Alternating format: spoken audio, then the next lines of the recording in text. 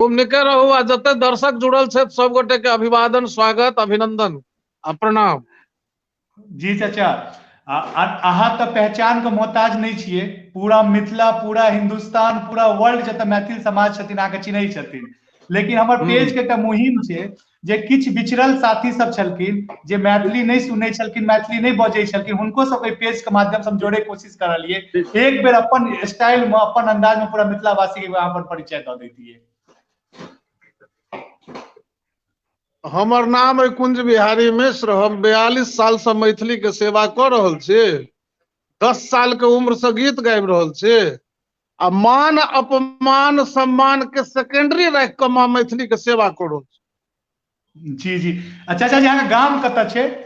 मिथिलावासी गाम जानऽ हमर चाहै भेल, छथिन। हाँ पत्राचारक एड्रेस है जे कुंज बिहारी मिश्र नाम भेल, पिता हमर पंडित रामनंदन मिश्र, जिला मधुबनी, जगतपुर बरैया टोल, घर थाना रहिका, एतऽ के हम मूल वासी छी। जी चाचा जी। चाचा जी, अहाँके देख कऽ ठीक छै, एकटा बात हमरा याद आबि रहल यऽ। कपिल शर्मा शो अबै छै, ओहि पर सलमान खान एलखिन, अक्षय कुमार एलखिन, शाहरुख खान एलखिन, सब एलखिन। लेकिन ओ शो के जब कपिल शर्मा हिट तखन मनलकै जब अमिताभ बच्चन जखन आयल छलखिन। आइ हम अपना आप के बहुत गौरवान्वित महसूस कऽ रहल छी कि अहाँके से हम बात कऽ रहल छी पेज के माध्यम से। अहाँके फेर से एक बेर गोर लागि कऽ प्रणाम कऽ रहल छी चाचा जी हम। कुंदन जी दीर्घायु भव, यशस्वी भव। जी चाचा जी। चाचा जी, अहाँ जे छै मतलब मिथिला में अहाँके एकटा अलग टाइप के लेवल छै। पूरा मिथिलावासी जे छै अहाँके सम्मान करै छथिन। और पूरा मिथिला में जे छै कुंज बिहारी चाचा जी के शब्द जे छै एकटा पत्थर के लकीर मानल जाइ छै। ठीक छै, कला के क्षेत्र में कुंज बिहारी चाचा जी के जे शब्द छै पत्थर के लकीर मानल जाइ छै। ओहिमे कुंज बिहारी चाचा जी के जे गीत सब जे छै, ठीक छै, घर घर में सब भोर के उठै छथिन और मैथिली जे सुननाइ पसंद करै छथिन, कुंज बिहारी चाचा जी के गीत के साथ शुरुआत करै छथिन। अहाँके बहुत सारा रचना छै, ओहि पर हम बात जेबै चाचा। लेकिन अहाँके जे 2005 में जे मिथिला रत्न अवार्ड भेटल छलै, अहाँके किछु याद यऽ ओहि टाइम के की माहौल छलै? ओ मिथिला रत्न जे अहाँके 2005 में जो भेटल छै, ओहिसँ किछु जुड़ल बात अहाँ बतैबतियै मिथिलावासी के। हम दिल्ली में भेटल छलै अहाँके। 30 सेकंड के टाइम अहाँ सर श्रोता से लै छियनि, हेडफोन लगबै छी। जी जी जी जी जी जी। जतऽ हम जतेक बैसल आदमी छी छी वीडियो के शेयर करू।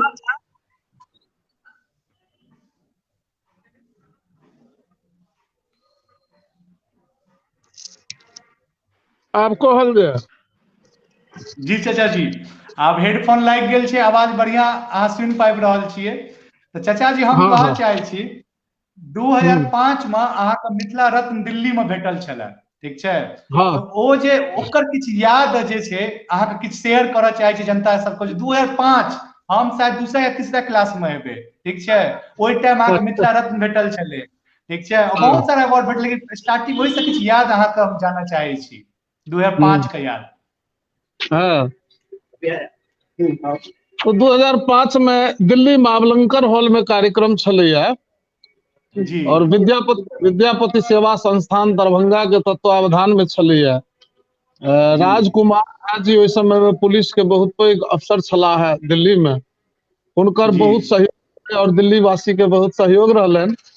जे जी सब बहुत भव्य कार्यक्रम छलै। आ जी ओहिमे उदारता के पराकाष्ठा देखबै तऽ अपन मैथिल समाज भरत शर्मा व्यास के सेहो मिथिला रत्न देने रहे। जी जी, वाह जी चौधरी जनक जी के सेहो भेटल रहनि मिथिला रत्न। जी तो हम सब उम्मीद नहीं करने रहिए, हमरा बुझलो नहीं छल जे हमरा सम्मानित कयल जायत। जी अचानक कार्यक्रम में गेल रहिए, जब घोषणा भेलै मिथिला रत्न ले, तो हम कहि नहीं सकै छी जे हम कते अचंभित भेलहुँ आ हमरा की हमर हृदय के स्थिति रहल। बड्ड आह्लाद भेल, बड्ड नीक लागल। इएह बुझलियै जे यदि कोनो क्षेत्र में अहाँ निष्ठावान भऽ कऽ सेवा करबै तऽ अहाँके जी अनेरे ओकर पारितोषिक भेटत, सम्मान भेटत। चाचा जी, बहुत सारा अवार्ड अहाँके भेटल, सम्मान भेटल, जेना मिथिला विभूति भऽ गेलै। मिथिला गौरव के बारे में हम विशेष बात करऽ चाहब कि जे नेपाल के उपराष्ट्रपति जे छलखिन ओहि टाइम के, ओ अहाँके मिथिला गौरव के अवार्ड देने छलखिन। ओहि टाइम के चाचा जी की टाइप के फीलिंग छलै कि जे एकटा उपराष्ट्रपति से एकटा सम्मान अहाँके भेटल छलए? हम कह नहीं सकै छी। हम जनकपुर गेल रही और जनकपुर रामानंद युवा क्लब के अंतर्गत शायद ओ कार्यक्रम छलैया आ तमाम ओहिमे नवीन जी छथि जे हेलो मिथिला चला के बड़ा मशहूर भेल छथि। तो ओ जी नवीन जी जी जी ई कार्यक्रम में हमरा आमंत्रित केने छला जे भैया एहन छै जे पूरा मधेसी के और नेपाल में जे अहाँ के सब मैथिली कर्मी सब छथि, रंगकर्मी कलाकर्मी सब छथि या मीडिया में छथि, हुनकर सबके डिमांड छलै जे कुंज बिहारी मिश्र जी के सम्मानित कयल जाय, से उपराष्ट्रपति महोदय द्वारा अपने के सम्मानित कयल जायत, अपने अबियौ। हम गेलहुँ, जी बड़ा भव्यता छलै में आ जी हुनका हाथ से भेटल। अपना अपना बिहार में अखन तक बिहार सरकार के नजर नहीं पड़लै एम्हर जी मैथिली के क्षेत्र में कलाकार के कोनो पेंटर के हम सम्मानित करिए।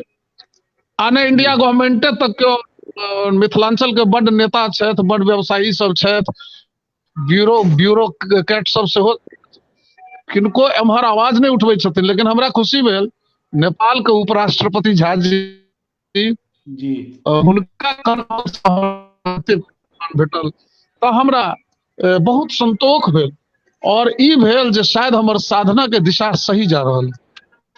जी चाचा जी, अखन तऽ आइ के टाइम में बहुत सारा अवार्ड छै, ऊपर डिस्कस करबे, लेकिन एकटा बात जानना चाहे छी अहाँ से।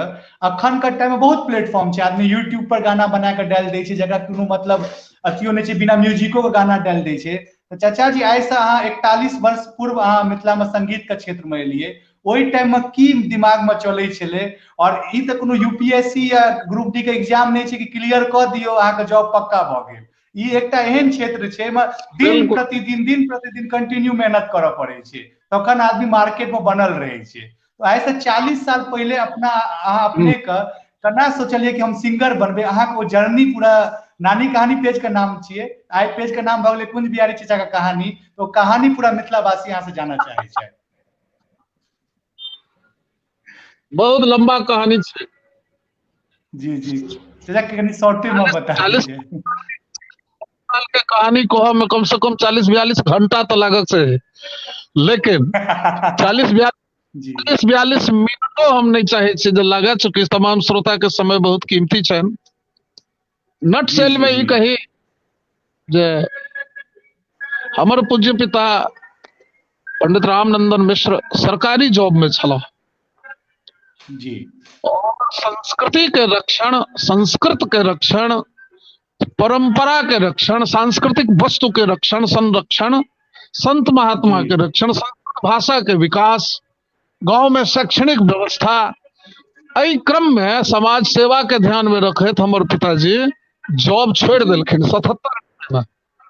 जी हम 7 साल के रहिए जी तो 77 छोड़ देलखिन आ लग गेलखिन सामाजिक काज में। हम शुरू जी से अखन देखे छी जे सामाजिक काज करके पर्सनल कते नुकसान भेलै ताहि लेल समाज के दृष्टि नहीं रहे छै। हाँ, समाज के ई रहे छै जेमे हमर स्वार्थ जी 150-200 आदमी के पिताजी नौकरी देलखिन, अपन नौकरी छोड़ देलखिन। तो स्वाभाविक छलै जे परिवार में गरीबी एलै, आर्थिक तंगी एलै।